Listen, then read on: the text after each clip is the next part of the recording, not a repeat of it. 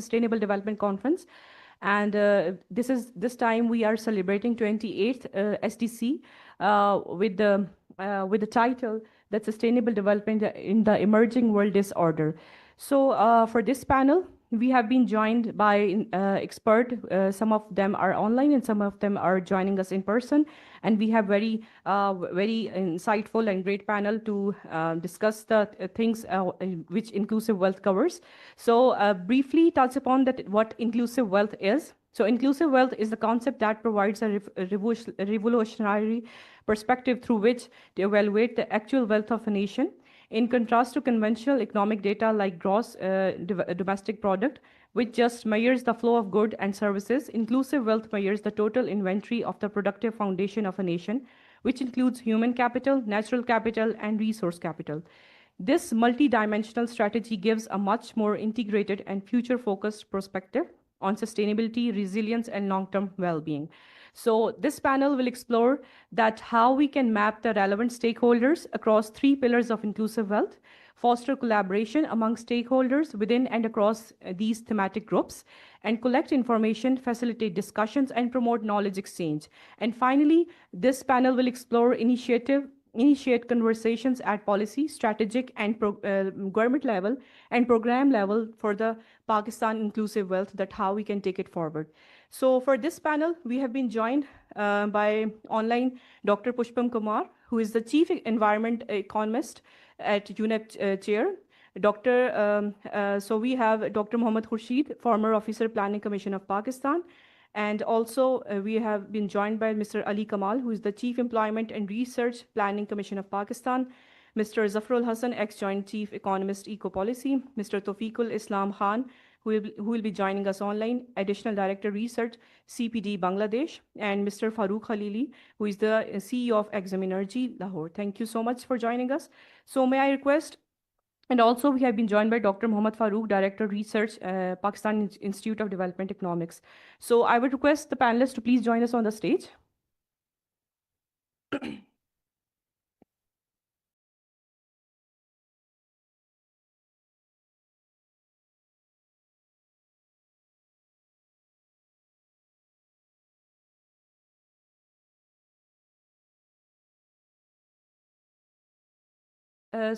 Before starting the panel discussion, I would request Dr. Pushpam Kumar for the scene setting of what inclusive wealth is and how it can be prosperous in the case of Pakistan. Yes, over to you.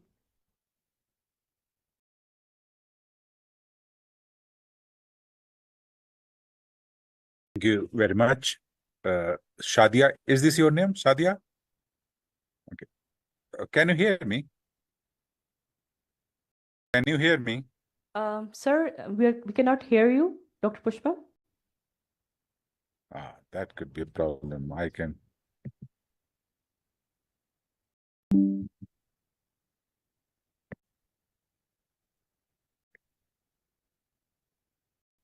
Can you hear me? Yeah. Can you hear me? Yes, loud and clear. Please continue. Very good. Very good. Thank you. Thank you very, very much. I would start my remark and share with the audience and the fellow panelists with 2 things. I'm extremely sorry that I'm not with you in person. I was really keen to join you in person, meet wonderful colleagues and friends. So I regret. Secondly, what I'm going to do, that I will not use any slides. For that, I think Khurshid Sahab and other in the panelists are there to do that job. But I will share with you that why inclusive wealth, what it does, and how it will help or has been helping Pakistan in moving towards sustainability.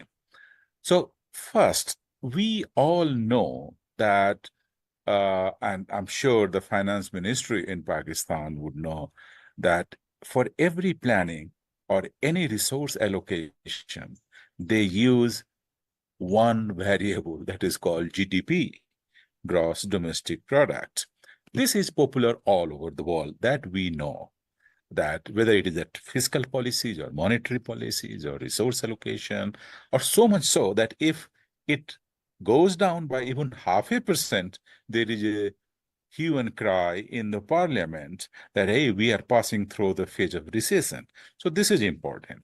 But we also know, in the same token, that GDP uh, is good. It does many things, but it has limitations in measuring some of the components like well-being, sustainability, inequality. That is where GDP fails. And that's why if you see the history in last 50 years, there has been a continuous effort in science community, amongst the economists, and the global bodies, including United Nations Office, World Bank, IMF, Asian Development Bank, or any other multilateral trust fund bank, to move beyond GDP. So that's why whether you go to 1972, 1987, 1992, Rio, those of you who have been into this a field would know it. And then Rio plus 20, then we have well-being uh, measurement task force by the UN Secretary General, where he is persuading the member states, including Pakistan, to move beyond GDP and come out with a reliable, credible indicator which captures the progress and well-being. Now, one of the things which has been there for quite some time, in fact, is, hey, instead of measuring income, why can't we measure wealth, the stock of all, natural human produced capital? And that is why this inclusive wealth has been embraced by a large number of countries, including, I think I'm so happy that in the region of South Asia, you would be very happy to know that Pakistan was one of the first country, if I am not wrong, in 2018, they came out with inclusive wealth of Pakistan. And what it does, as in the beginning, the remark was made that, okay, you do GDP, but the way business firms like Chrysler or Apple or Sony, what do? When they do the accounting, they do the opening a stock, the closing a stock. So how much wealth or a stock of wealth they had in the beginning and how much they are left with. This tells you that how much you have depleted, eroded, destroyed, or gained, whatever is the case. Nations don't do those kind of things. And that is why inclusive wealth it fills that gap. Inclusive, forget about the name. It can be inclusive, it can be comprehensive, or just wealth. But the idea is that nations must assess, account, and if possible, monetize all kind of wealth so that we know that how we are doing. And for Pakistan, and thanks to SDPI and Mr. Khurshid is here and many other stakeholders have been showcasing their capacity and their resilience to do this kind of estimate, which is amazing. It's most wonderful things and very helpful. Wherever I go, I cite these examples that here we have a country who is estimating inclusive wealth. Not only Pakistan, but in large number of Asian and European countries are also doing it. You might have seen the report from UK for HM Treasury done by Sir Parthadas Gupta that inclusive wealth is the only way to measure progress and sustainability of a nation. In Africa, that is where from I'm speaking right now, in Botswana, Ethiopia, Morocco, South Africa, they all are doing it or they have done it. I understand Senegalese government and Nigerians, they have also started this. Similarly, in Amazonia, Chile, Argentina, Costa Rica, Colombia, they are doing it. In Asia, Philippines, of course, Pakistan has shown interest, but Philippines, PDR Laos, and Thailand, they have done it. So And of course, some of the Scandinavian countries, they have done it. Canada has done it. So what does it tell us?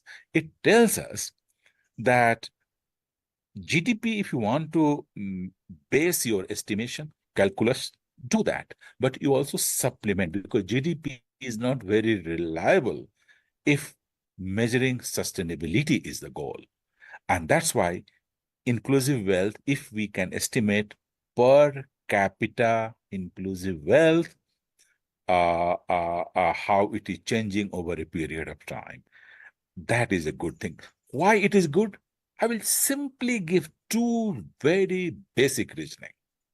Number one, when we die, humans die, we don't pass income to our next generation. We pass wealth, right?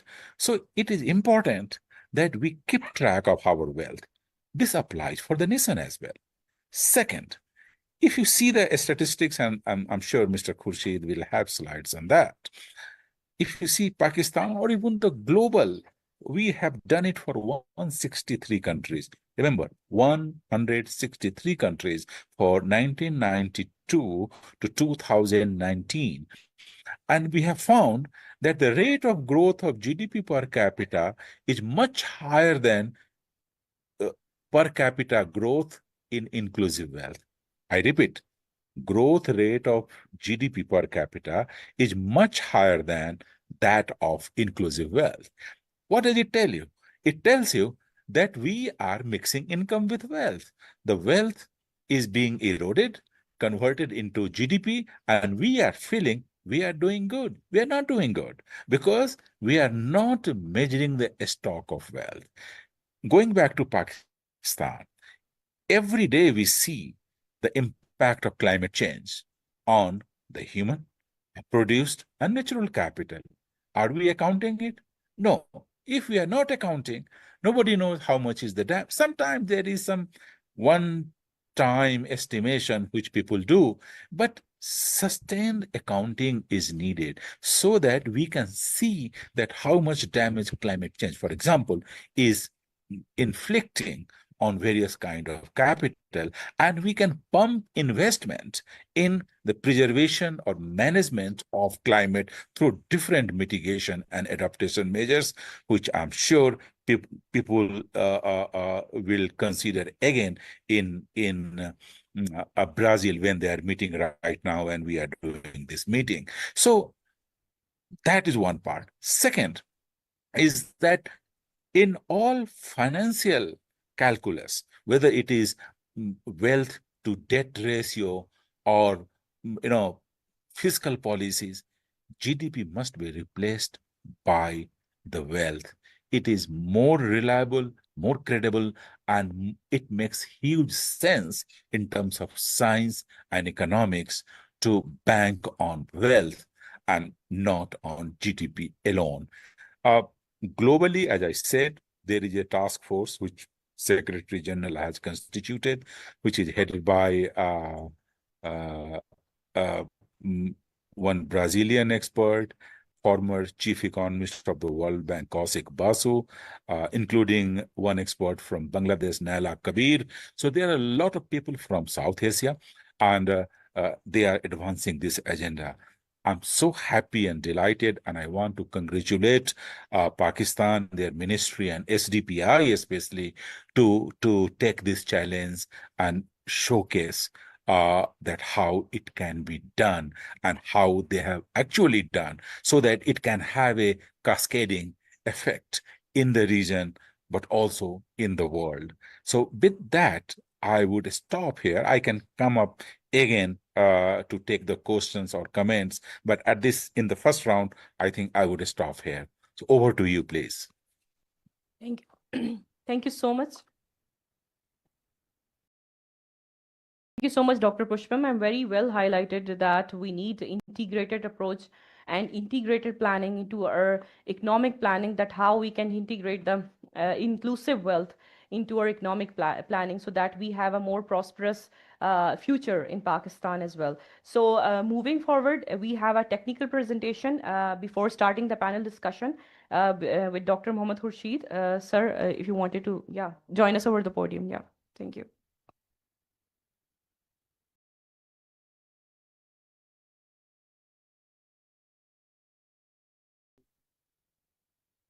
Thank you, Madam Saleh.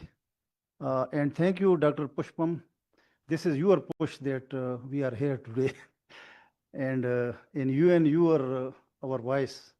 And we learned a lot from you and Dr. Das Gupta legacy we are carrying out. So hopefully Pakistan will follow the footprint of other countries which are on the track of inclusive wealth. And you rightly said that we pass this word and we leave behind wealth only. PowerPoint का हो सकता है वो कुछ थोड़े figure है ना अगर नहीं है तो ठीक है. So inclusive wealth is just including all important pillars of sustainability and production, like we are in an era of sustainable development. Social, economic, and environmental conservation is very important to sustain the legacy which we got to the future generation. So here also inclusive wealth cater for social, like human capital that we have already covered. Then we have economic, which is the production sector, like the typical GDP which we are basing. And the environmental is natural capital, which is very important. Now we are accounting and valuing the natural capital, which is missing in our GDP currently. So we have combined it in our report, which the UN Environment has very generously supported. Irfan Tarak is here. He supported from the ministry as Director General Environment. And we come out with a very wonderful report with a team of international authors from University of Yokohama, then the Das Gupta, Oxford University scholars were there, and UN Environment experts were there. And from Pakistan, I take the lead and compiled all the data of these three sectors. And Mr. Irfan Tarak, he helped me greatly in putting it and aligning it with our strategies and policies. So, ये display कर लो, slide display कर लो. हाँ? So the three pillars, yeah, next please. ये पहले slide पे आ जाना. अच्छा चलो, यहाँ से काम नहीं कर रहा. Okay, आप कर ले. So this is the matrix showing the human, natural, and produce capital. So they interact in nature, and we live in harmony with nature while also accumulating wealth and prospering our human capital to the climax that we have, getting benefit from all these capitals. So this is the Das Gupta model that showcase all the three pillars working towards sustainable GDP of a country. Currently, our GDP is only based on consumption, I would say. And Mr. Zafar Hassan, economist, he will take the lead on this produce capital. And Mr. Ali, he is also engaged in another session, but he will come on human capital. So the natural capital I'm taking care, and we compiled all the data. Next, please. And analyze this data in this form. So Pakistan inclusive wealth revealed for the 30 year 1992 and 2019. So we have all the data collected for produce capital. So it is rising like 3.2% per annum is increase in our this produce capital, which is business as usual. Then the human capital 2.9%. Our human capital is enormous, I would say. While I was a student, so we were taught that at a time a population bomb is ticking to the north of Pakistan, China. But they converted that human capital into a resource which has risen China to the climax. This is a very wonderful experience in my life. And I traveled and worked with China while I was working in Economic Affairs Division. They have just empowered their people. They invested in their people, and now they are above everybody. National capital is a bit down. It is 0.1% per annum down. But luckily, we have this mangrove rotation, which showed in our GIS imageries, which we analyzed, as well as the billion and 10 billion plantation, which in the report are reflected. They took a little bit, gave a little support to the natural capital. Why natural capital is down? It is not given the required due importance that we are abusing nature. As a source of income, the forests are cut, and as a source of firewood, these northern forests are cut, and they have implication in the form of floods, disasters, droughts, and this climate change, what you are seeing today, has a great impact on our this fragile economy, which is very fragile, and we need to account for the natural capital. Next, please. Yeah, behind boom bust, Zafrul Hassan will now explain these two slides because this is not my expertise. These relate to the produce capital. Please, Zafar sir.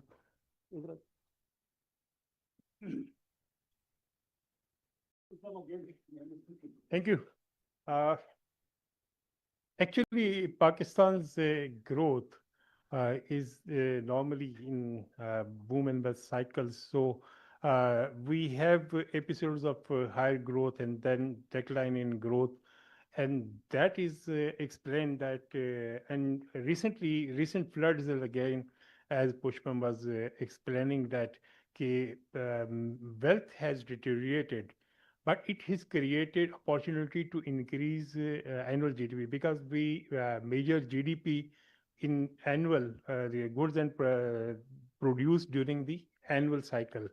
So this year, whatever GDP will be produced, it will marginally reflect impact of the floods. So it will not reflect, but the positive side is that during the reconstruction, rehabilitation activities are recorded in the GDP. So it will give a false sense of achievement. But the natural destruction of the natural capital because of the floods is not recorded into GDP. And that's why I think it is very important to link, as Pushpam has explained, that net worth of the nation is more important than the GDP.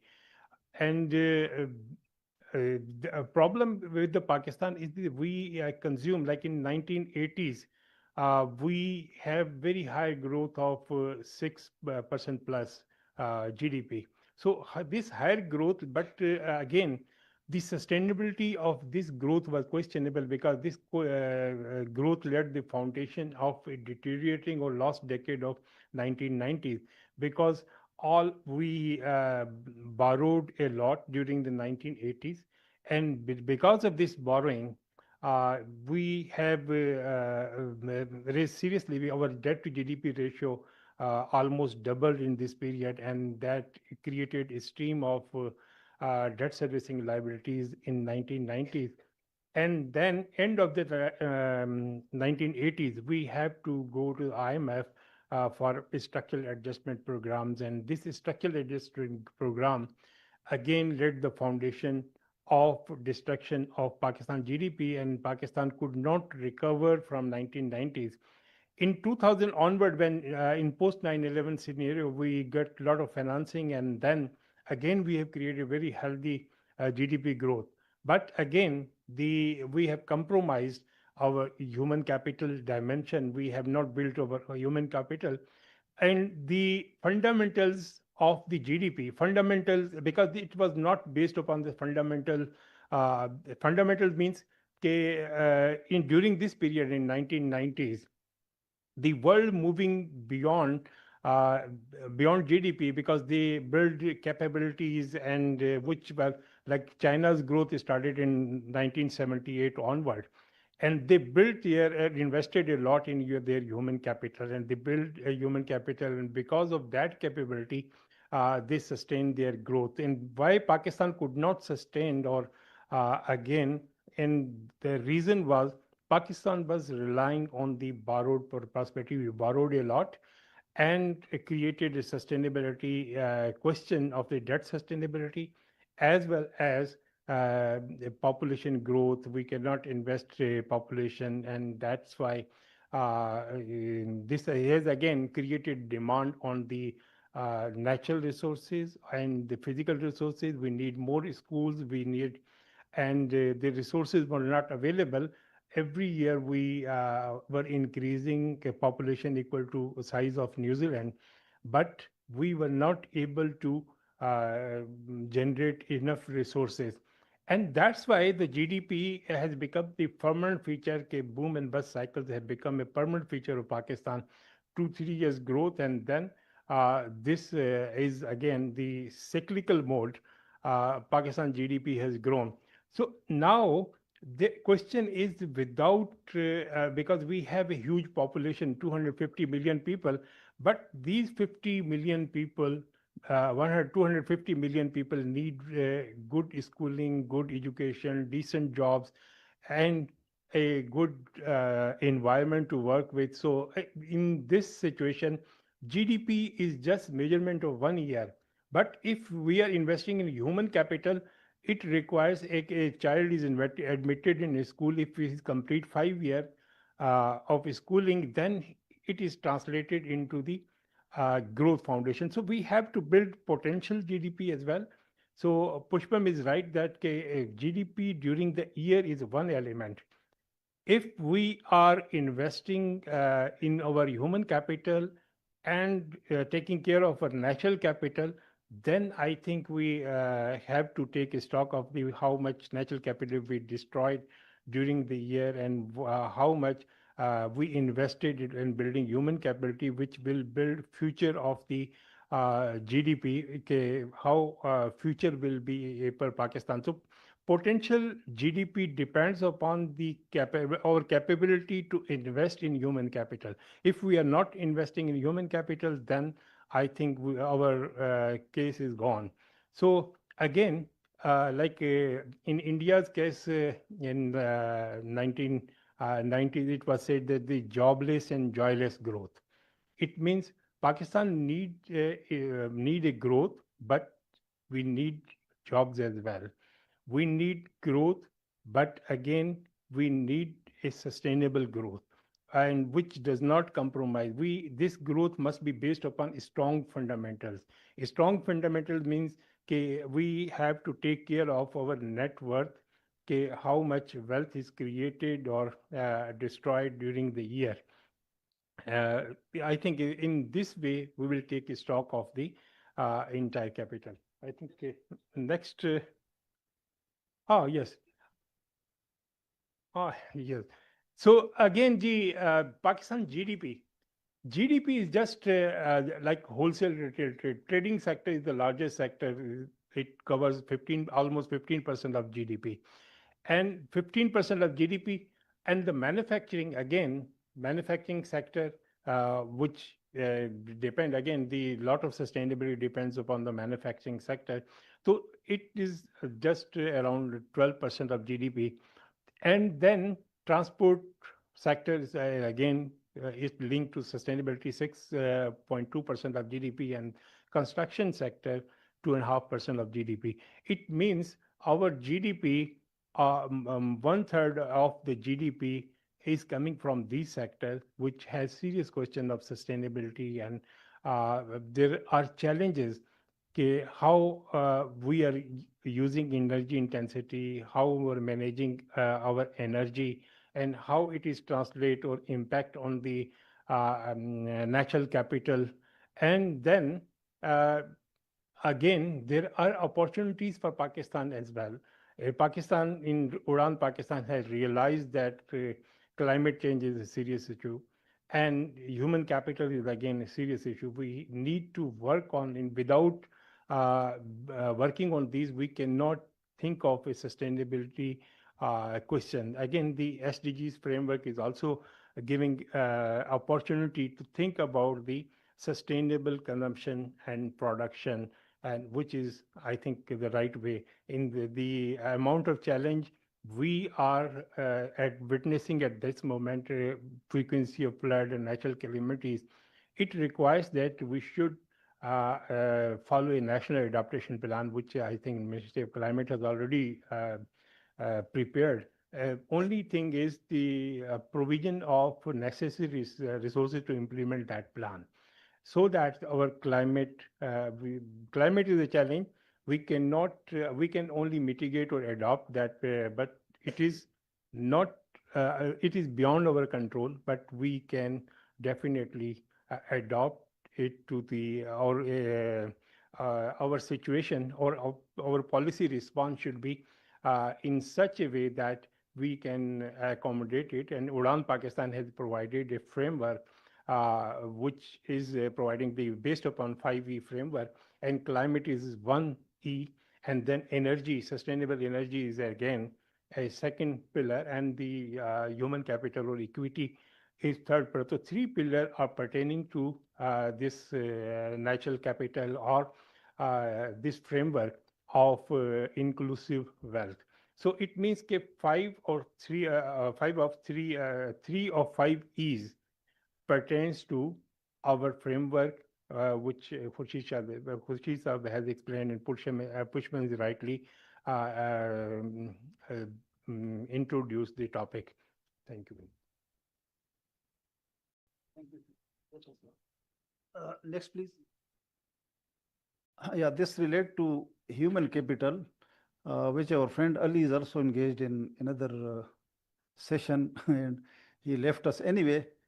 This is typically remittance-based capital currently, because we are not investing, not doing some strategies or policies for human capital, that how we can get benefit from the emerging human capital, which is 60% of the population is under 30.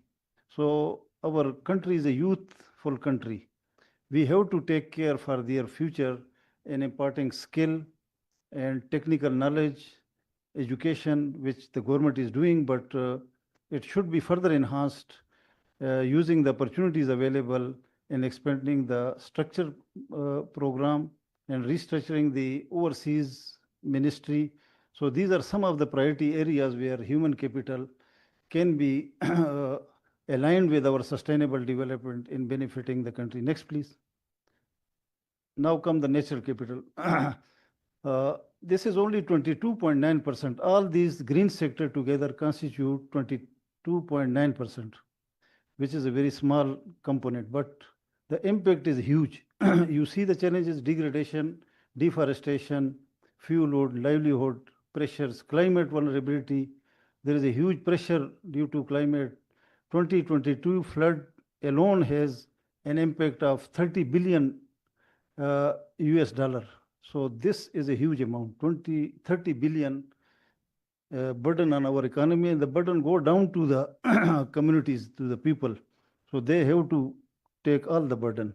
So why it happened? Because of the overall anthropogenic factors of emission of these greenhouse gases from various sources of pollution. The smog in Lahore, you see, the life is paralyzed. Lahore, and it is the topmost country. We are famous that Lahore has again topped the countries of the world in air pollution. So why air pollution? Our production and consumption pattern are not sustainable. They are not in harmony with nature. So we have huge opportunities in this sector also, because the green, blue, and brown economies are in play all over the world. And we have to get benefit of all these economies, which are now helping the communities and entrepreneurship to get benefit. Leveraging the Green Climate Fund, which the Ministry of Climate Change is hosting, the NAMA Facility Adaptation Fund. There are huge funding that are available under these innovative financing mechanism under the UN platform, bilaterally also, and there are some multilateral groups at the regional level which we can get benefit. Implementation of nature-based solution is the solution for many of the nature-based problems like disaster. We have to adapt to the nature-based solution to align our development paradigm with the natural paradigm which is already in play. Earning carbon credit, biodiversity credit, and so many other credits are coming. Now the big companies are after it. The trophy hunting program, which I was involved in my early services, we emerged with a trophy hunting program in our north. Although I don't think it's sustainable, we have to find another way. But the communities are getting the benefit from the trophies which they take care, and the forest department and these wildlife department, they cannot control, but community are controlling, because one hunt gave them millions of dollars cash and in kind to cover their livelihood as well as their infrastructure project in the north. It is happening in Chitral and GB. Achieving the nature capital related SDGs like climate SDGs, sustainable production and consumption, the water SDGs, SDG 7, 12, and the life underwater and life above water, the SDG 15 and 14, they are very important to cater for the nature capital, sustainable management and conservation as well. Next, please. The Udan Pakistan, my friend Zafar has clearly explained it, and it is our strategy for 2024 to 29.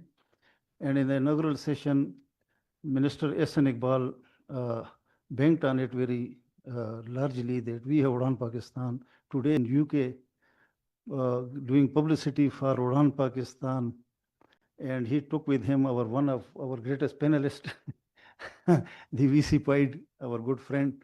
So they are, this is very important for us, because these 5 E's are very thoroughly analyzed, and these are the cure. These are some of the cure for our economy, which may sustain in the future. Deep-rooted economic reforms are very important. Restructuring, downsizing, taking those areas which should be in the private sector, should not be done by the government. Then there are leapfrogging. Mr. Zafar will explain. This is some economic term, and one of our colleague has coined these 3: fintech, edtech, and medtech. The technology in financing, technology in education, technology in medical. So these are the 3 type of futuristic technology we should work and get benefit as a way forward. Next, please.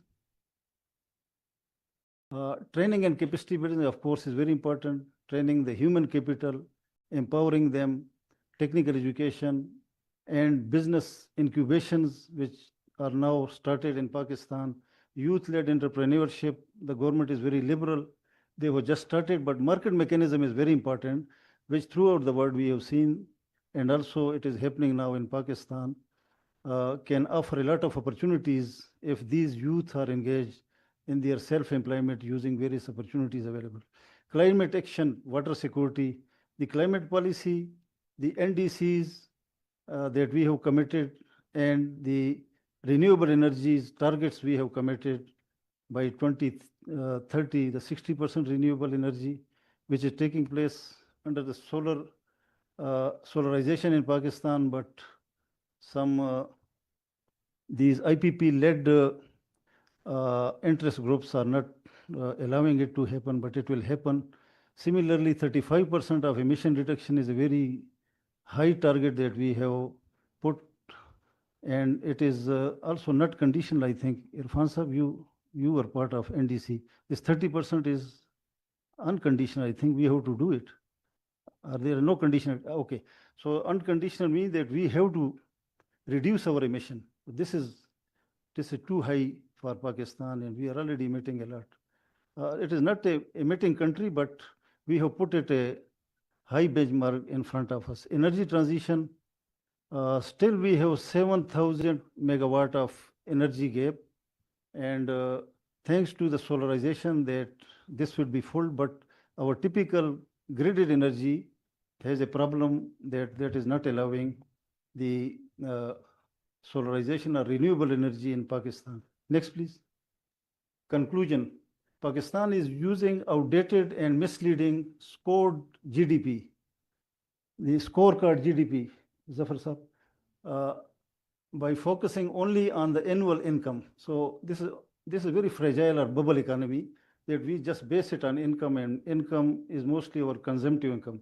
So it is not sustained. We want to broaden the our GDP base, and it should be inclusive by saving or by innovation. The inclusive wealth approach is not just an alternate matrix, it is necessary compass for Pakistan's sustainable and equitable future. Success requires balanced investment across the capital, like produced human and natural capital. So in fact, this session is meant to implement the inclusive wealth report, which we have developed for Pakistan.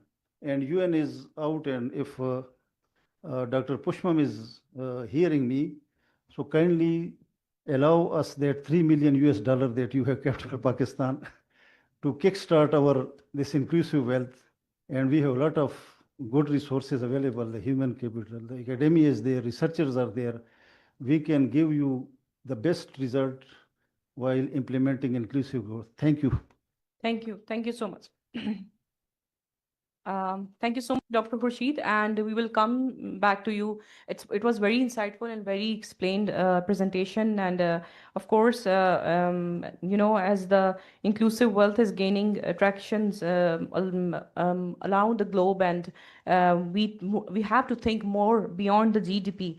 So we have now started the panel discussion, and we have Mr. Farooq Khalili Sahab. So, Khalili Sahab, as your work is more on the natural and human produced capital, like forest waste, like pine needles into clean energy, touches all three forms of wealth, restoring ecosystem, creative livelihoods, and generating renewable power. So, with that in mind, what are your thoughts that how do you ensure that biomass extraction, such as collecting pine needles, remain sustainable, supporting forest health, and reduce fire risks rather than depleting natural capital? So your take on that. Yeah, over to you. Yes, no. Okay, we will hand up.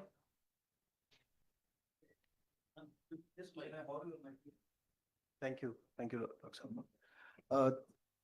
Thank you, Salia, once again. It's it's really exciting to be part of this very insightful discussion by Dr. Pushpam and Dr. Khurshid. I'm so honored to be part of the panel. While going back to your question, actually, you see, our model is designed towards the forest health and fire mitigation. So we are not considered as a resource extractor. We're trying to mitigate the biggest problem that the forest area faces, and that is the fire. So by collecting the pine needles from the forest area, so this actually helps out the forest for the regeneration of or the growth of the forest. So once the pine needle is extracted from there, it allows the sunlight to reach the soil, and hence it will help the better health of the trees, of the pine trees in the forest area. So this is basically what we're doing for this section. Any more thoughts on that? Okay, we will get back to you. If there is anything else, Okay, can sure. connect Thank to you. it. So moving on, we have Dr. Mohammad Farooq, who is the Director Research PIDE.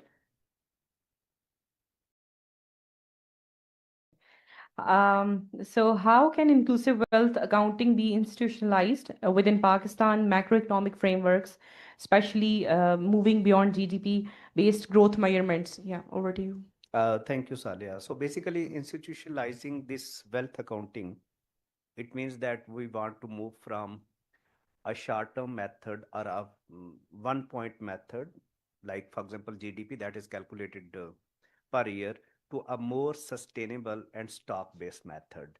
So for example, if we see the inclusive wealth, it basically have four components. One is the human capital, other is physical capital, and the two things that we usually miss in Pakistan especially, that is basically the natural capital and the social capital. So social capital matters a lot. Social capital matters a lot. For example, recently we have conducted a study from PIDE where we have observed that these norms, culture, social engagements, networking, it have a huge impact on economy.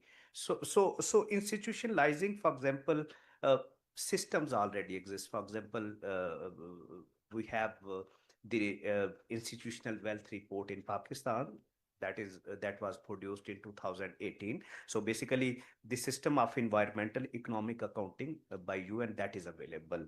So I think here planning commission, it should lead, because all these components, for example, if we see the poverty or multidimensional poverty index, they were institutionalized from the planning commission. Zafar Saab is here in 2014-15. We initiated the MPI with the support of planning commission, and we went consultation, and we take on board the provinces on this MPI initiative. And today, this MPI, that is part of that planning. And I believe that for MPI is more comprehensive for policy measures, because it gives you a complete district level picture on various indicators: education, health, living standard, as compared to the other consumption based or CBN based method of poverty. And if we see, Pakistan Bureau of Statistics is the statistical agency. So plan, and it is also under the umbrella of planning commission. So PBS should be given the mandate that let's calculate this institutional wealth. Here you might have to require certain updation of data. For example, we might have limited data on social capital, etc. So here I think again PBS and Planning Commission and Ministry of Climate Change, they should have a leading role. They should engage the academia, provinces, various other think tanks and civil society to do all this. So second, I think this institutional wealth, right now we have the discussion on NFC ward as well. So this institutional wealth, it should be part of your NFC ward. Lot of countries like India, Canada, Sweden, they have make natural resources at part of their NFC award.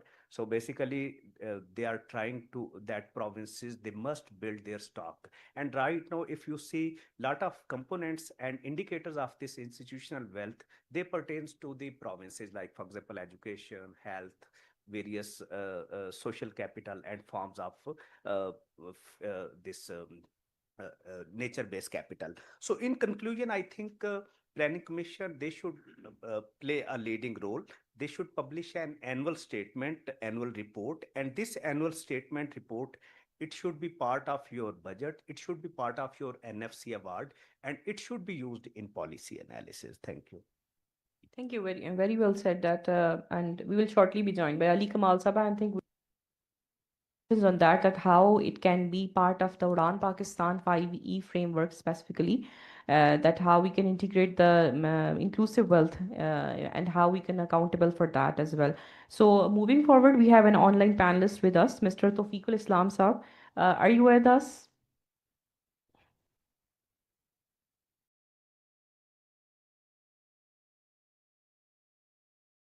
Sir Tawfiq Saab, are you with us?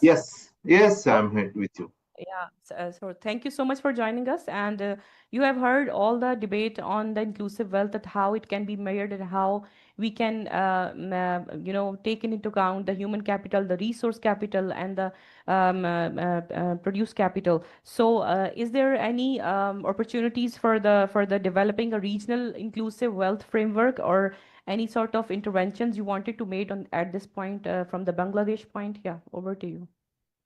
No, first of all, I must apologize that I could not be there in person, but definitely I also congratulate Pakistan that they have made some notable progress in this area among the developing countries.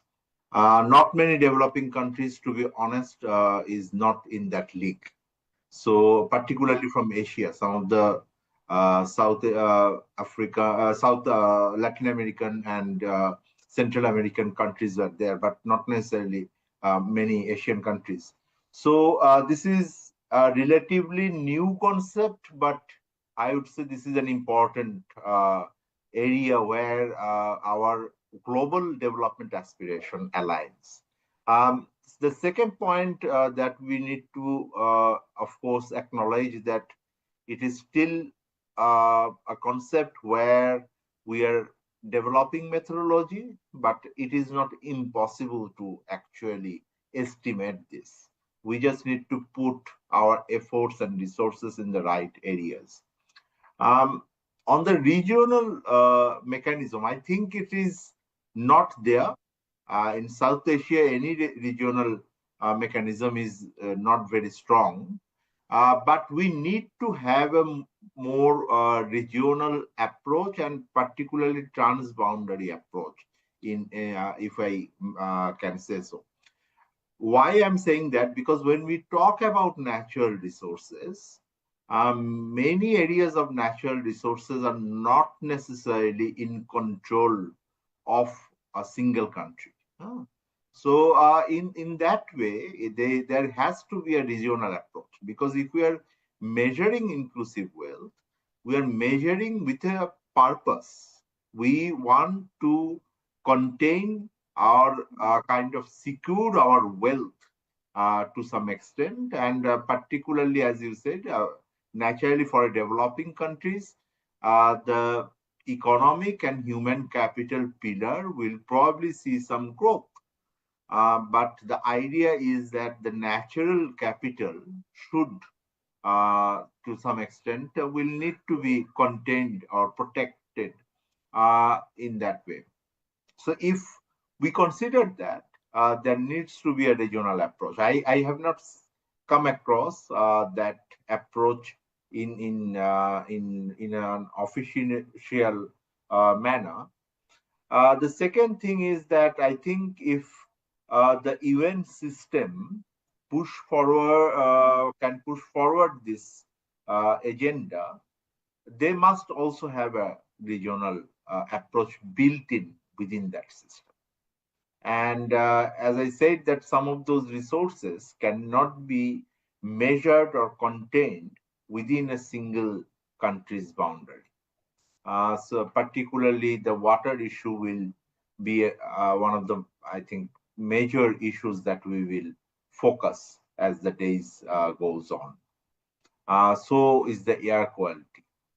Uh, so in that way, I think it's an important issue. There is a technical barrier that how to measure it, what kind of indicators can we use. But I think increasingly such parameters are being developed, and more data are available, and we can make use of that. Yeah, of course, we have to develop the matrices for the inclusive wealth. And moving forward, Mr. Zafrul Hassan, we wanted to ask you that how inclusive wealth matrices reshape public sector development programs and medium-term expenditure frameworks so that we can achieve the long-term sustainability in that projects as well. Yeah, over to you. I think I have already explained that in case of Pakistan, uh, our case is very clear that sustainability matters a lot.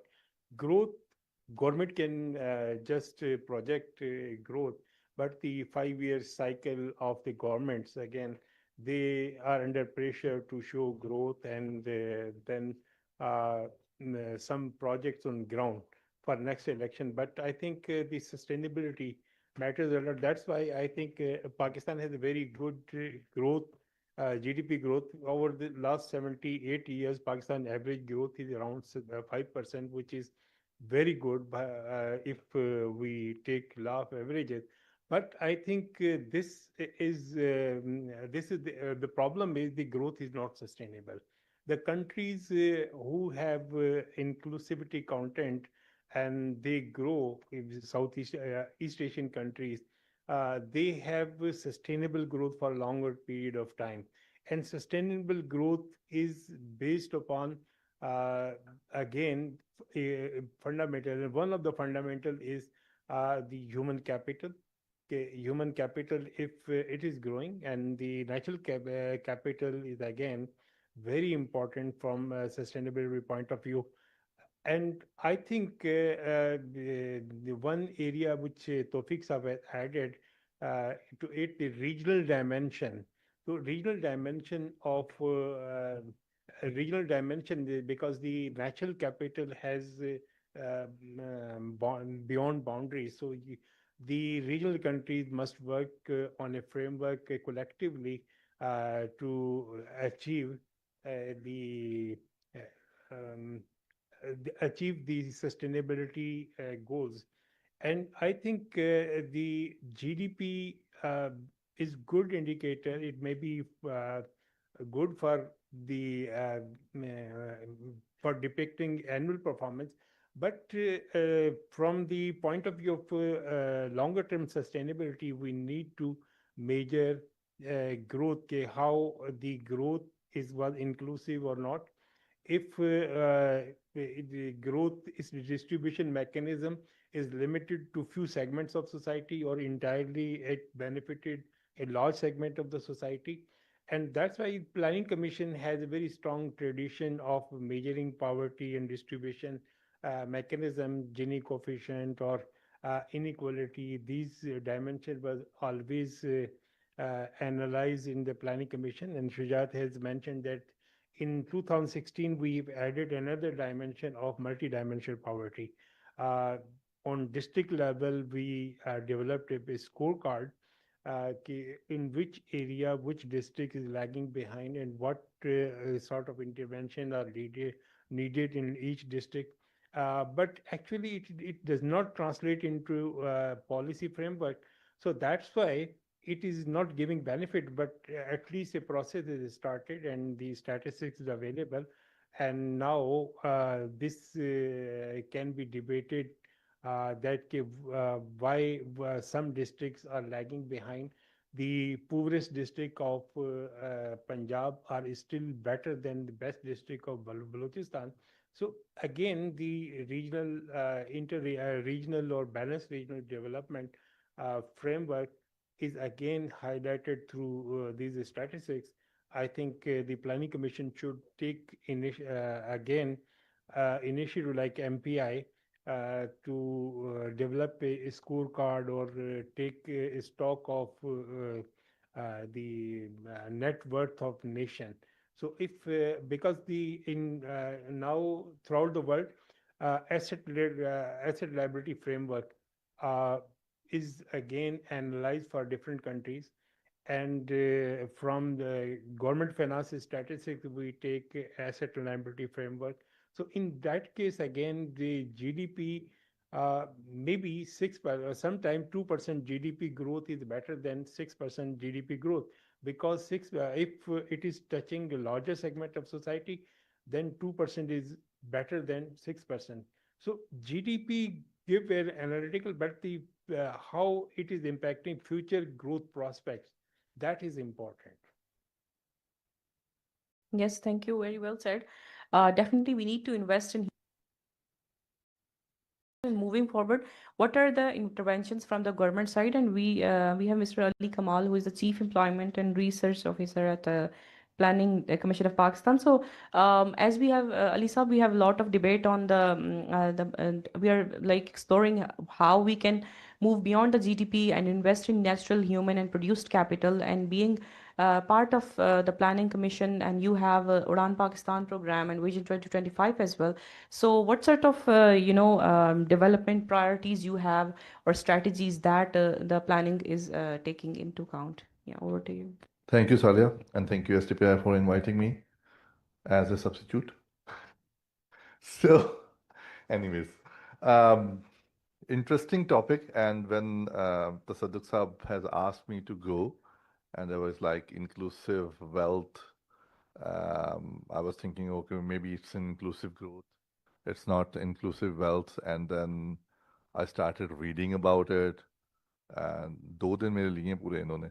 So then I started digging into the data, asking people different questions, and then I thought that I should prepare something, and then I'll come here. Anyways, ये तो होगी तमीद. Moving beyond GDP is an interesting concept, where GDP is flow of income, as my mentor Zafar Saab has already said. For me, GDP is the god. Whenever we have flow of income every year, whether it's negative or positive. But in case of wealth, total wealth, it will be interesting because there will be not 7% growth or 8% growth or 9% growth. Then I think the hub of having $1 trillion economy will be achieved maybe in 2027, not in 2035, or $3 trillion economy by not 2047.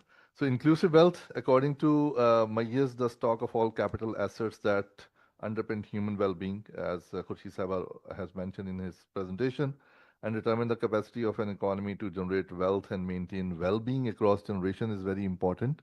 But the thing is that who will do it? Though we have in 2018 we have tried to estimate it, but no one cares about it. Again, we have a GDP Mayer, which is very important. Again, as an professional sir economist and a macroeconomist, I always say that GDP is the one thing which we need to which we need to increase. We need to increase the pie so that everyone has a good chunk out of it. Instead of, because I believe that house is a wealth and income you have earned, you spend on your education, health, and other parts of your the spending pattern. But the thing is that even if you have a 2 billion house, which is your wealth, you cannot sell it off and do something. So GDP as a measure is very important. A positive change in inclusive wealth indicates that sustainability. So this is a positive side, Irfan Saab. Positive side of the inclusive wealth that's sustainability measure, that country is on a development path, and negative wealth is on the other side. In addition to this traditional measurement, which is GDP, which I am very fond of, capacity by increasing human capital, natural capital, which Khurshid Sahib has already said. But I believe that there is a social capital as well, which we always talk about in the macroeconomics. So there are three kinds of capital. And social capital known as the enabling capital, where what we can do. Human capital is a capability, and enabling capital is the social capital. So that should be included in the inclusive wealth indicators. Then it will be a complete definition of. But how do we do it is a major task. As far as Salia, your question is concerned, which is I'm very scared of Udan Pakistan. As far as Udan is concerned, the framework is based on enhancing human capital, I would say, human capabilities.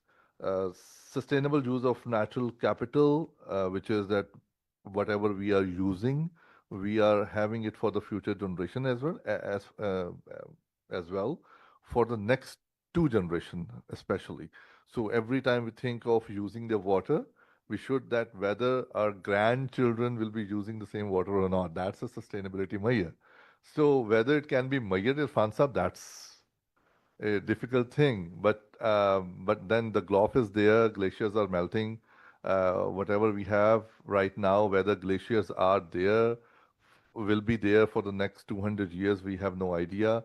Different estimates are there. So when different estimates are there, that we cannot calculate inclusive wealth very accurately. So we have to rely, I think, for the next few years on the GDP measure. And let's see. As far as 5Es framework, adding climate risk screening to the project appraisal is one thing which we are working on. Right now, I'm here, but there's a meeting on the PMA and CPMA is going on at Planning Commission, which is a similar thing. That how do we include climate risk screening and gender-based climate risk screening in the project appraisals, the overall project appraisals and the PC1 and PC2 and PC3. We are also working on promoting green financing, which is green taxonomy by the State Bank of Pakistan. They are working on as well. And green jobs, which is, I think, one of the sessions yesterday in the STPI as well. That how do we increase green jobs and what kind of living wage we are giving it to them? Because green jobs is a different concept totally. It's a very few jobs, but then they are highly paid job because the productivity level is very high. So living wages, of course, they are giving it. So basically, in nutshell, we can say that Udan Pakistan, which your question is, incorporates inclusive wealth objectives into strategy, but not the indicators. I would not defend that we are calculating inclusive wealth indicators in Udan, Pakistan. But strategy is there, targets are there, and sectoral reforms are there. Thank you so much. And very well to listen you that Iran Pakistan is there and the strategy is there.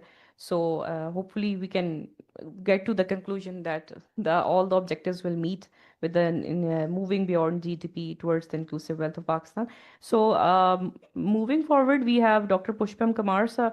Sir, as you have listened to the presentation of Zafarul Hassan Saab and Dr. Khurshid, that there is we have climate change policy, we have NDCs, and we updated, after every 5 years. So, what are your interventions on that? What institutional or data systems are required so that these documents that we have in place, that could align the inclusive wealth matrices with the national frameworks? So, how do you see that? Because you have worked on the reports of what are the challenges, that why are we not aligned with these mechanisms and these reports we have? Yeah, over to you. Thank you, Saleha. So I think whatever has been discussed, I broadly agree with them. Before I answer your question, few remarks which came from fellow panelists. This wealth estimate is more to capture reliance of economy on the natural system, because as humans we are embedded in nature. So it is coming from that lens that our economy, which is a subset of larger, the environmental system, that dependence must be measured.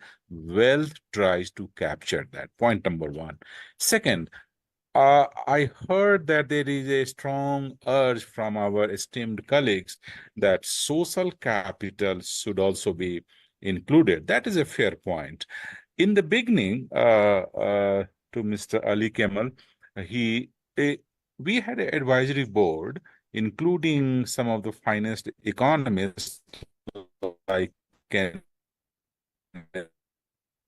Arrow and Das Gupta, thought that two things. We don't have data on social capital the way we have. I mean, we struggle on all fronts, by the way, whether it is natural or human. Produced capital is slightly better. But on social capital, we don't have data. Second, the economist and the advisory board felt that if we take accounting or shadow price of human capital and natural capital, some of the social capital elements will be captured in that. But I'm aware that some countries have started, especially after COVID, the importance of social network, the trust, the institutions as part of social capital. That is a fair point. The framework does not discourage us not include social capital. It can be done. In fact, some of the folks are also trying to do cultural capital.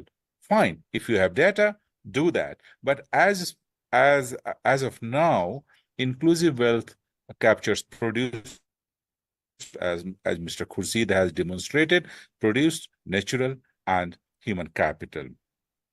For a country like Pakistan, human capital is a big portion.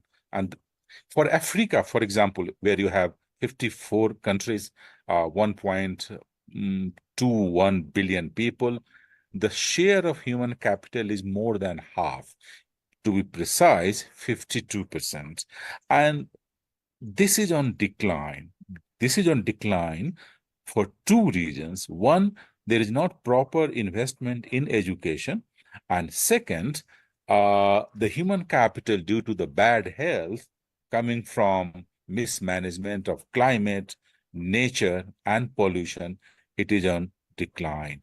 So and in fact, I'm happy to share with you, when I was presenting to the African head of states, everybody was very receptive. They said, look, we are poor nations. I mean, all of them are not poor, but yes, if you see the per capita income, African nations are still struggling. But they said human capital is our main asset. And if these guys are in a bad shape, there is no future for us. So they were very keen that not only we estimate, but we bring this human capital into the decision-making framework all the time at all levels, and including the president of African in Development Bank. He was also very keen that in our lending and borrowing practices, we base our decision based upon capitals and wealth. One more thing, I think if with GDP, of course we need, and as a macroeconomist myself, GDP we can't get away with. But just having GDP and not having wealth is what IMF Managing Director Kristalina always says. It's just like in a nice hall like this where you are right now, smart people, nice painting on the wall, but the foundation is in the sand because we don't know the stock of wealth from where GDP comes. So it is very important that wealth is estimated. And then we supplement this wealth part to the GDP estimate. I think one of the ideas which came and I really liked, and that is what we had also suggested to other countries, that the way you have annual, the economic survey or budget, you should have a kind of appendix of the wealth accounts so that we can see where we are moving. Now, with this remark, I think at the global level, there is a very good momentum. I mean, what more than this you can expect that in General Assembly in New York, the Secretary General himself is talking about beyond GDP. In the General Assembly is a political forum. You don't discuss. There, the discussion is on Gaza or North Korea. But even there, people are discussing how to move beyond GDP. That tells you in volume that how much political buying in it has been created for this theme. So right now, if Pakistan and with a wonderful, experts like you can move in that direction, it will be really a kind of trend setter. Saleha, you asked what is the framework? So the framework is, of course, UN Statistical Commission under UN DESA and UN Sustainable Development Framework has recognized the wealth. The Future Pact, which came last year in General Assembly, and a few other two, our common agenda by Secretary, and why we should move beyond GDP. What more than rational and estimate, the idea is that it should not be a exotic paintings in the Louvre Museum that we have estimated. There is a nice report in the library and people are referring it. No, it should go to the planning commission or Ministry of Finance and other development agency when they really take decisions. And that is where a lot of work needs to be done by the community of researchers, practitioners, economists, development practitioners. Only then this wealth will get entrenched into the decision-making framework. And once we do that, I think we can be proud that, look, we have been able to design and devise the means through which sustainability can be tracked down, and the gap between economy and ecology is bridged. That is what we can do. Otherwise, the ecologists would talk on the one side of the river that, oh, ecology, we are losing topsoil, we are losing forest, we are losing fish stock, it is not being captured. The economist will keep talking about the good sunsets and the financial market indicators, but both will be wrong and people will suffer. Whether it is Lahore or Peshawar or Delhi, We all know a child goes to school. By the time he or she comes back from the school, he or she has taken 26 cigarettes. Do we want? I mean, well, I always tell that we have not only Lahore or Delhi or other parts of the world, you cannot walk, you can't go. Is this what GDP we want? I mean, if we can, like China, I always like the guidance from the Chinese premier that what kind of civilization we are creating. If we don't have a clear sky, clean water, and clear forest, nothing is worthwhile. It is not a slogan, it is not an aspirational passion, but it makes huge economic sense. So bes- over and above these concerns, I think there is a framework by the UN Statistical Commission that provides how to move beyond GDP and inclusive wealth, along with Human Development Index, which is also one of the nice way of doing it, thanks to uh, our great Mahbubul Haq, who gave this report to us since 1990. So HDI and inclusive wealth can really guide us where GDP fails. Framework exists, political consensus is there. Now it is time for us to create community of practitioner, exchange information, see what data is needed, how to do it. There is enough guidance available. And in this journey, we all are fellow traveler. So I think again, I will stop and will be happy to take question if necessary. Yeah, thank you so much, Dr. Pushpam. Very rightly highlighted that we need clean air and clean environment, and also that's how all the inclusive wealth indicators could work. And similar is the case with the Pakistan. When we look at the Lahore smog, that we are investing billions of dollars in that, and but we need an integrated approach in which we can achieve all the three capitals that could be part of the change and that could make happen, and that will of course in the end affect the well-being of a human being as well.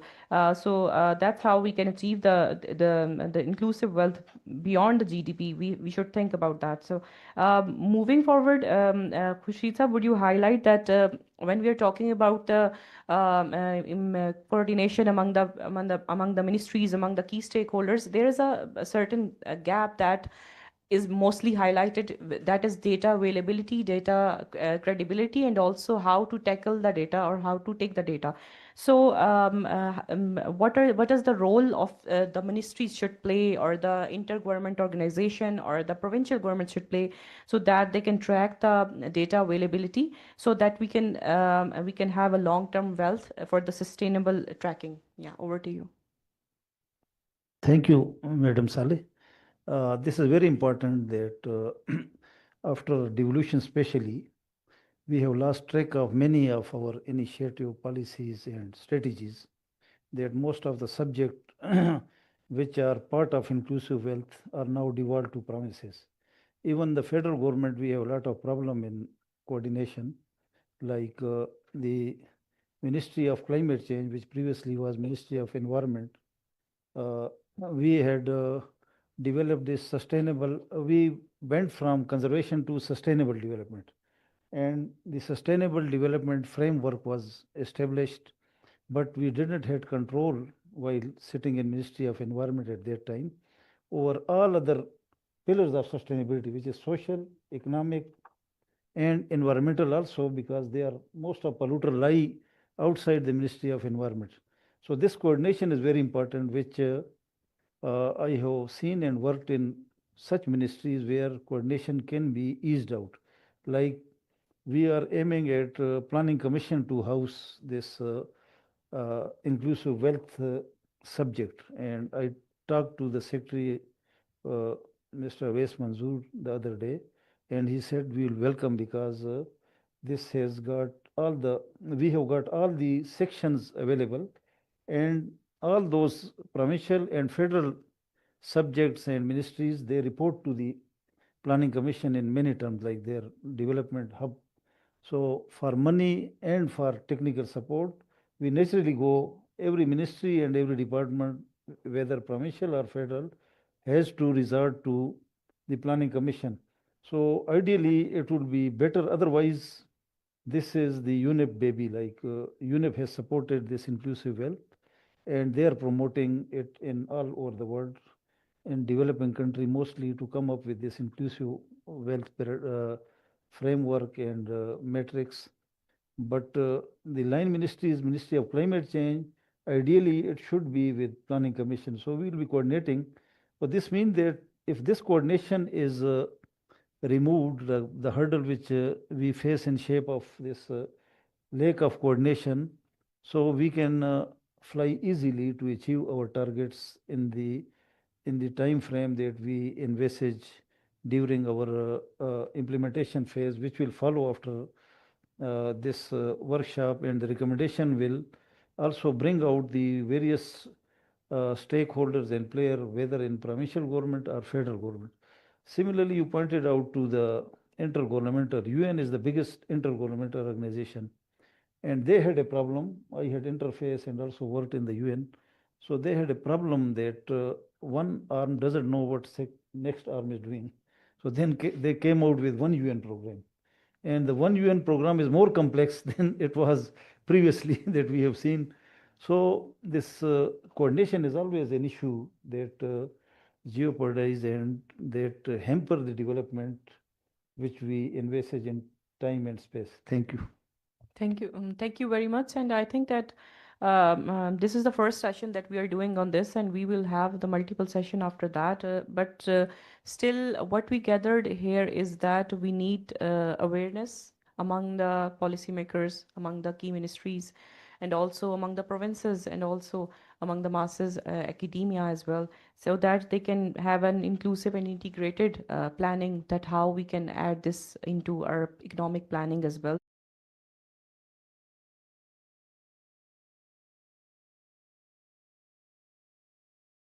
So that we can aware more people and more masses on that as well. As we have short of time, so I would request my panelists that please provide one or two key policy recommendation that could enhance the way forward for the inclusive wealth. Yeah, starting with Zafar Saab, if you would have any.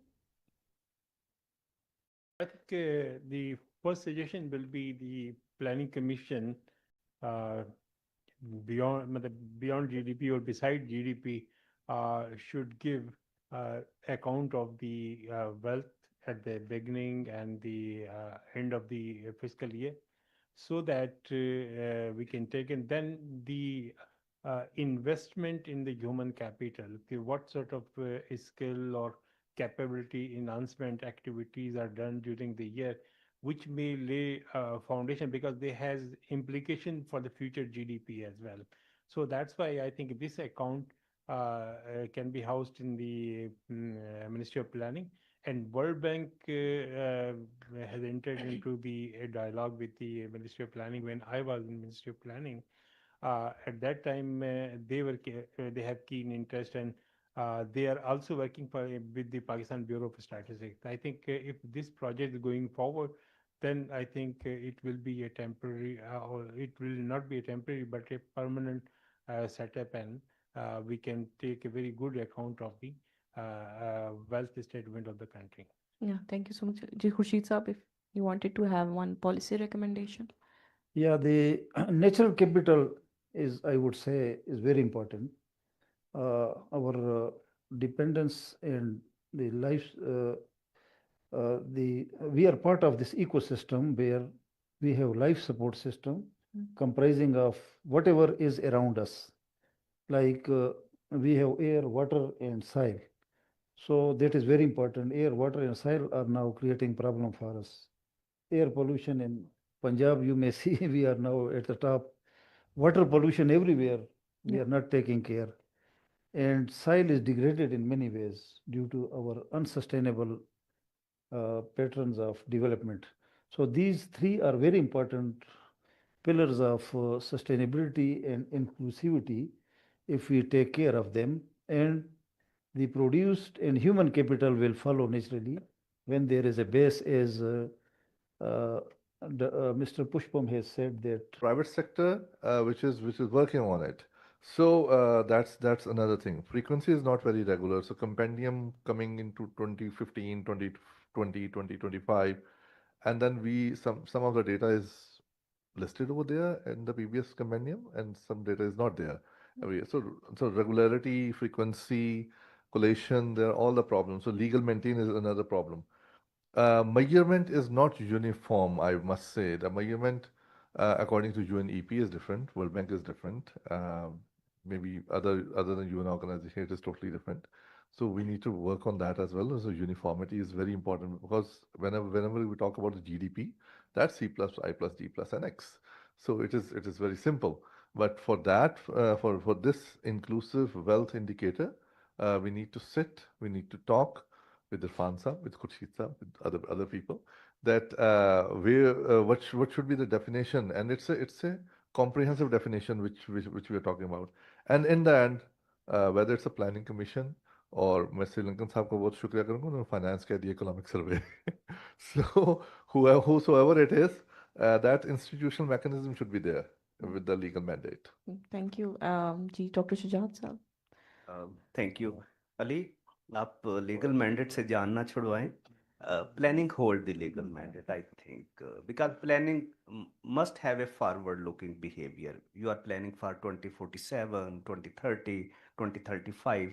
So ideally, again, sustainable development, that is part of that. Methodologies are available. For example, UNCR methodology is available. On the basis of that, report was prepared in 2018, and lot of data is also available. So let's start it, please. So definitely it will refine the data, and as I mentioned earlier, try to make it part of NFC award, as lot of countries, they have made the natural resources and various other similar sort of sustainable indicators as part of their NFC award. So let's take it to provincial level and make a good engagement through which there should be ownership by the government as well as provincial government. So definitely then it would have the impact. See, Farooq sir, if you want to. Well, I'm not an economist, so I can't add anything much value to what already is the learned members has just said. लेकिन ये कि from my point of view, I think इसका policy stability is very important, especially for this kind of a sector that we're talking about, जहाँ पे इनकी जो wages हैं उनकी वो secured नहीं है, professional wages नहीं है. So we need to have certain policy in place so that we can take that sector into that ambit, and then we formalize their wage. So therefore, their inclusive wealth would include, and I think that's what we have just overall discussed about how GDP is calculated. But I think it's a very important subject and topic that we have touched upon, the inclusive wealth. So my recommendation would be that. Thank you. Tawfiq Saab, if you have last recommendation. A couple of them. One is at the UN level. I think, as you said, that we need to have more confidence on the methodology and promote that. So some work has been done, some pilots are being done, so that they should push forward more. As I said, that the regional perspective will come handy, because some of those resources are not necessarily within the control of a country. The second is that at the country level, I think more countries should take this seriously and try to start measuring. Even when we measure GDP, not all data is available, so we do not necessarily sit within that system. But the system of national accounting helped us to have a more harmonized estimation of GDP. And finally, if we want to push this agenda both at the country level and regionally or globally, we need to make sure that these are aligned with the policies. We have to make sure that we are selling it to the policymakers, both at the country level and at the global level, that these are useful indicators which will be helpful in preparing our policy and protecting our world. And it is in line with our ambition to have a more inclusive and sustainable development. So I think in that way, it is very much possible, even if it looks quite difficult. Those challenges can only be overcome when we start making progress. Thank you. Dr. Pushpam, last recommendation from your side. First of all, I agree with all the recommendations.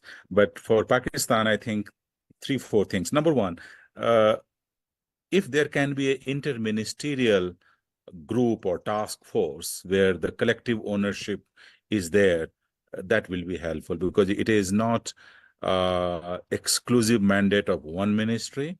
And this is something has been recommended in other case also. So interministerial ownership will be needed. And second, uh, I mean, legal requirement, yes and no. I mean, legal requirement helps, but if there is a crisis, suppose there is a fire in my house, do I ask that, hey, what kind of legal framework I need to sort this out? I mean, I have to take action. Similarly, a country which is facing heat waves and slicing its human capital, it is not reflecting the real growth of the economy. We need to fix that problem. And fixing that problem is that we have to strengthen GDP. And that is where wealth estimates will help. Third, institution like SDPI and probably ministry and other think tank in Pakistan should think of coming out with a guidance manual. See, statistics is a boring discipline.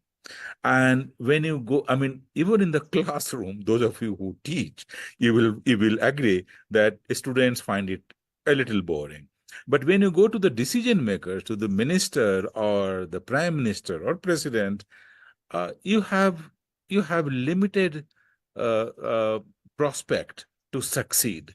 So in order to implement wealth accounting and moving beyond GDP, we need a lighter cookbook type manual.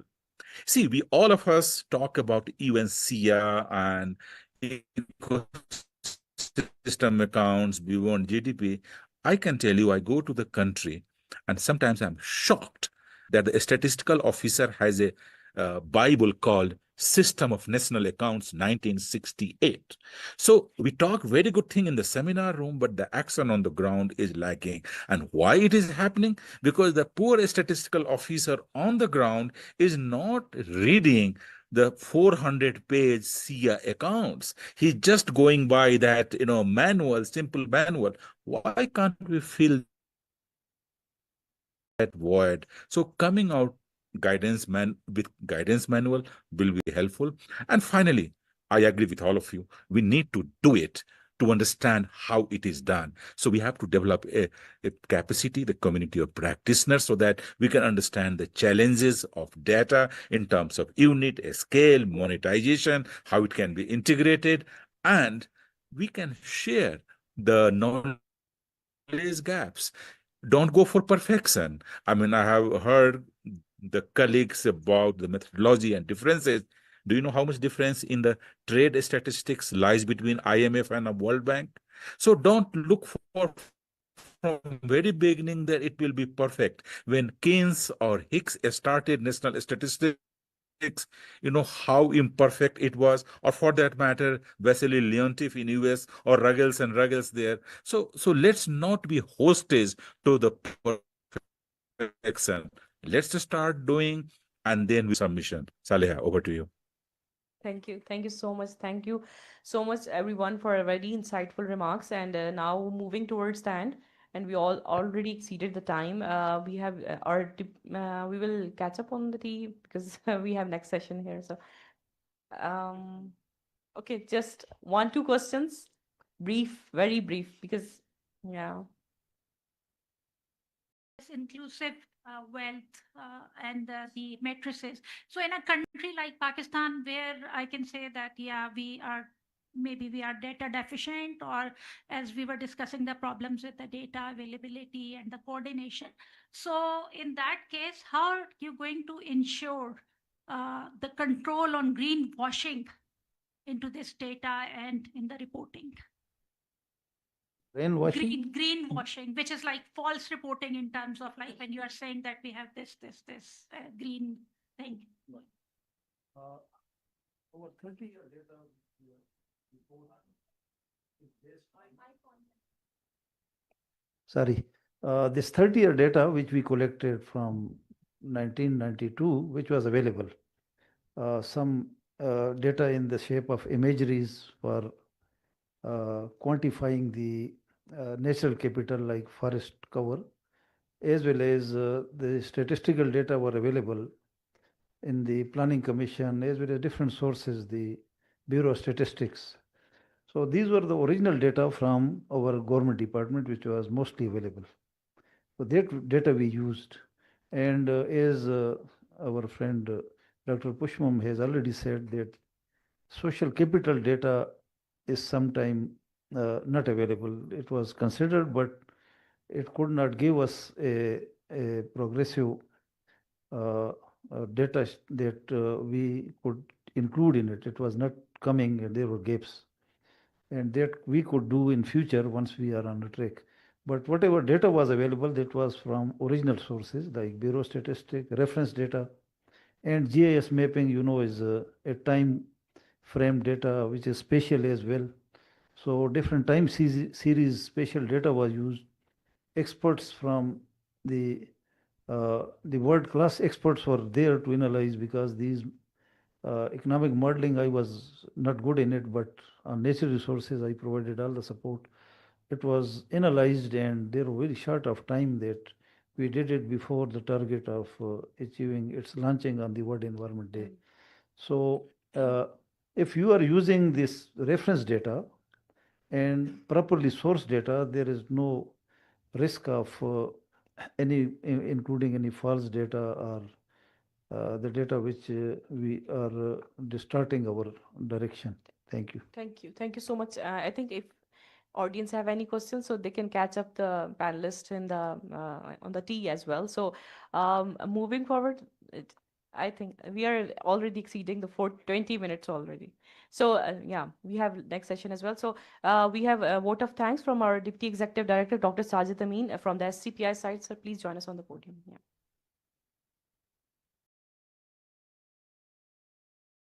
Thank you. Assalamu alaikum, and a very, very good afternoon. My thanks always begin to thanking Saleha for giving the tough job to the panelists and the easy job to me. Thanking all of you. So let me begin by thanking UNEP, our partner, on this discussion. So we're really thankful to bringing this discussion at this platform. To Zafar Almas, a good friend, mentor sometime. We have learned a lot from Zafar when it comes to macroeconomics, macroeconomy. Zafar is a go-to person for many like me. Dr. Khurshid, thank you so much. We have been listening you, but good to see you first time there, and thank you. Ali Kamal is also a good friend. Now in a very good position in terms of employment, and there, and comes with a wealth of knowledge from PIDE. So both a practitioner and as a researcher. Shujat also. Farooq Saab, thank you to you as well for your contributions. And we have online Tawfiqul Islam and Dr. Pushpam Kumar. So big round of applause for our panelists for bringing this discussion. And I think we owe you a clap to you as well, the post-launch lazy stuff, and still listening a GDP and macro.